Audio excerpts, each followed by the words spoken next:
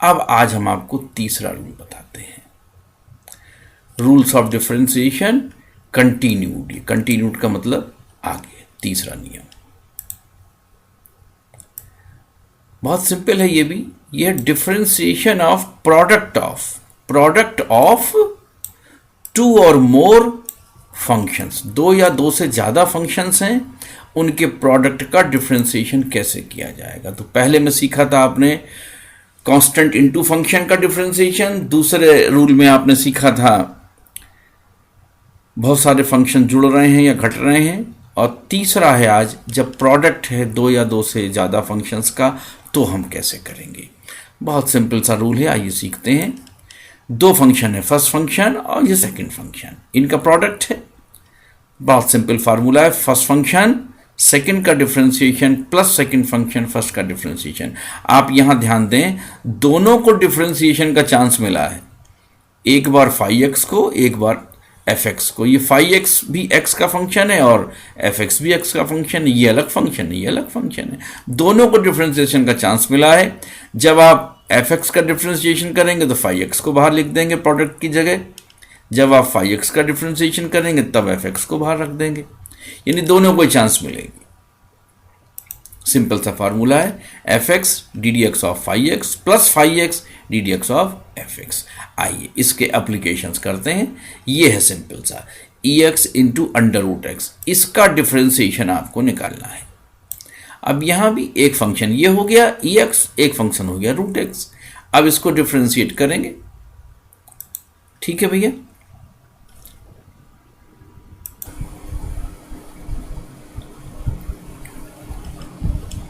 अब सिंपल सा है, यहां लगा देते हैं। देखिए फर्स्ट फंक्शन सेकंड का differentiation plus second function first का डिफरेंशिएशन। देखो ये तो था फार्मूले में, फर्स्ट फंक्शन सेकंड का differentiation plus second function first का डिफरेंशिएशन। इसी को अप्लाई कर देते हैं। फर्स्ट फंक्शन, ये फर्स्ट फंक्शन है, फर्स्ट फंक्शन, और सेकंड का डिफरेंशिएशन, इसका डिफरेंशिएशन हो गया। फिर उसके बाद ये अपनी पोजीशन बदल लेंगे। अब ये रूट एक्स क्या होगा, बाहर चला जाएगा, और ये जो ई की पावर एक्स है ये अंदर डिफरेंशिएशन में आ जाएगा। रूट एक्स का डिफरेंशिएशन का फार्मूला आपको अब याद हो ही गया होगा, 1/2 रूट एक्स। मैंने कहा था रिकरिंग नेचर का, इसको स्टैंडर्ड रिजल्ट की तरह आप यूज करेंगे। E raise to the power x का डिफरेंशिएशन भी आपको पता होगा, इसका सेम यही होता है, e raise to the power x का differentiation same e raise to the power x. इन फार्मूलों को अप्लाई कर दीजिए बस। अब इसमें कॉमन निकाल लेते हैं, e raise to the power x. जब कॉमन निकाला तो यहाँ ये बचेगा और इधर ये बचेगा, इनको लिख लीजिए, आंसर हो गया। आइए एक और एग्जाम्पल करते हैं। ये है, अब आप कहोगे सर ये तो आप हमें प्रोडक्ट बता रहे हो टू और मोर फंक्शंस, लेकिन ये तो डिवीजन सा लग रहा है। लग रहा है, लेकिन नहीं, देखिए हम इसे भी प्रोडक्ट वाले फार्मूले से ही कर लेंगे। इसका डिफरेंशिएशन करना है तो सबसे पहले रूल नंबर 1 लगा। मैंने कहा ना, फंक्शन के साथ में अगर किसी कांस्टेंट का डिफरेंशिएशन का अगर प्रोडक्ट है, अगर फंक्शन के साथ में किसी कांस्टेंट का प्रोडक्ट है, तो आप कांस्टेंट को क्या करेंगे, कांस्टेंट को आप बाहर निकाल देंगे, कांस्टेंट को आप बाहर निकाल देंगे और फंक्शन को डिफरेंशिएट करेंगे। अब फंक्शन में हमने क्या किया, ये 1/x एक फंक्शन मान लिया और log x मान लिया दूसरा फंक्शन, ठीक है भैया। और ये 6 कांस्टेंट ये बाहर है।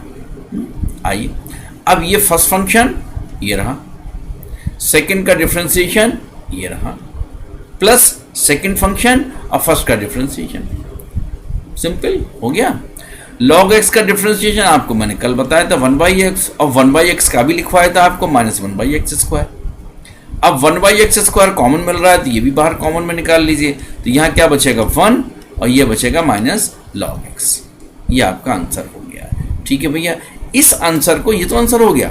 अब हो सकता है कि आंसर इस फॉर्म में ना हो, तो इसका फॉर्म भी वो बदल सकते हैं। कैसे, इस 1 की जगह लिख देंगे log e बेस e, क्योंकि आपको पता है log e बेस e की वैल्यू क्या होती है 1, तो 1 की जगह log e बेस e लिखा जा सकता है, 1 की जगह log e बेस e लिख सकते हैं, और ये log x बेस e है। अब यहाँ प्रॉपर्टी सेकंड लगाओगे, log m minus log n वाली ना, तो log m अपॉन n वो लगाओगे तो क्या आएगा log e अपॉन x। तो तो आंसर बहुत पॉसिबिलिटी है इस बात की कि आंसर आपको इस फॉर्म में दिया हो, क्योंकि डिफरेंशिएशन में जनरली वो क्या करते हैं कि आंसर की फॉर्म थोड़ा सा बदल देते हैं ताकि स्टूडेंट को कुछ अलजेब्राइक वर्क भी करने पड़े। तो ये आंसर हो सकता है, संभावना है कि आंसर का फॉर्म आपको ये दिया हो, ये वाला फॉर्म भी दिया हुआ हो सकता है और ये भी, तो आपको दोनों ही प्रैक्टिस करनी है। ओके, आइए आगे चलते हैं। एक और एग्जाम्पल ये दिया हुआ है, आपको डिफरेंशिएशन करना है इस पूरे फंक्शन का। ठीक है भाई, एक फंक्शन ये ले लीजिए, एक फंक्शन क्या लेंगे आप, ये जो ब्रैकेट में ये एक फंक्शन हो गया, ये एक फंक्शन हो गया, और एक फंक्शन क्या हो जाएगा e raise to the power x, ये दूसरा फंक्शन हो गया, e raise to the power x आपका दूसरा फंक्शन हो गया। तो फर्स्ट फंक्शन सेकंड का डिफरेंशिएशन, देखो फर्स्ट फंक्शन ये रहा, सेकंड का differentiation plus second function first का डिफरेंशिएशन। तो e raise to the power x का डिफरेंशिएशन तो आपको पता है e raise to the power x ही होगा। अच्छा, अगर आपने कल का होमवर्क किया है तो इसे डिफरेंशिएट करने में आपको बिल्कुल भी दिक्कत नहीं आएगी। अगर आपने कल का पूरा होमवर्क किया है, कल के लेक्चर को बहुत अच्छे से आपने नोट भी किया है, सुना है, समझा है, तो आप इसको डिफरेंशिएट कर सकते हैं। यहाँ रूल नंबर 1 भी लग रहा है, 2 भी लग रहा है, यानी अलग भी करेंगे, अलग अलग भी करेंगे, और अगर कोई कांस्टेंट है प्रोडक्ट के रूप में तो उसको बाहर भी करेंगे। तो 16 को बाहर करेंगे, एक्स स्क्वायर को डिफरेंशिएट करेंगे तो क्या आएगा 2x, 2x में 16 का मल्टीप्लाई करेंगे तो 32x, यहाँ 5 बाहर करेंगे तो x का क्या होगा 1, और ये बीच का प्लस का साइन ये रहा। तो अब आपकी इतनी प्रैक्टिस होनी चाहिए कि आप इसको डायरेक्ट डिफरेंशिएट कर सकें। बस अब इस पूरे में से e raise to the power x को आप कॉमन निकाल लीजिए, ये बचा आपका 16x स्क्वायर प्लस 5x, और 32x है तो आप 32 में जब 5 जोड़ोगे तो क्या आ जाएगा 37x, और प्लस 5 आपका ये रहा। अब हमने 2 की जगह 3 फंक्शन ले लिए, तो 3 फंक्शन में बस आपको ये ध्यान रखना है कि 2 फंक्शन बाहर रहेंगे, एक का डिफरेंशिएशन होगा। अब यहीं से शुरू कर दें, तो हम इन दोनों को बाहर रख देते हैं और डेल्टा x को डिफरेंशिएट करते हैं। इसके बाद क्या करेंगे कि डेल्टा x को अंदर ले जाएंगे और ये यहाँ पीछे से निकाल के आगे लगा देंगे। तो 5x डेल्टा x ये हो गया, और ये fx का डिफरेंशिएशन हो गया। अब फिर क्या करेंगे, ये अंदर ले जाएंगे, ये इधर लगा देंगे, डेल्टा x fx और अब 5x का डिफरेंशिएशन। आइए इसके ऊपर एक प्रैक्टिकल एग्जाम्पल कर लेते हैं। ये हमारा क्वेश्चन है, हमें डिफरेंशिएशन करना है। सिंपल, सबसे पहले रूल नंबर 1 लग गया। रूल नंबर 1 क्या कह रहा है कि अगर कोई कांस्टेंट है तो उसको क्या करो, उसको बाहर निकाल दो।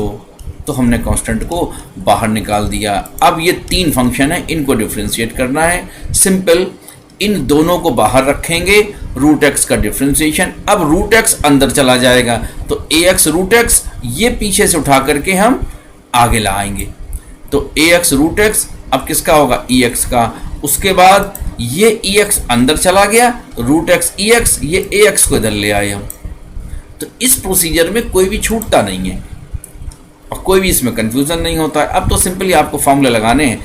जब रूट एक्स का लगाओगे तो 1/2 रूट एक्स, ई एक्स का लगाओगे तो ई एक्स सेम होता है, और a raise to the power x का लगाओगे तो a raise to the power x लोगे।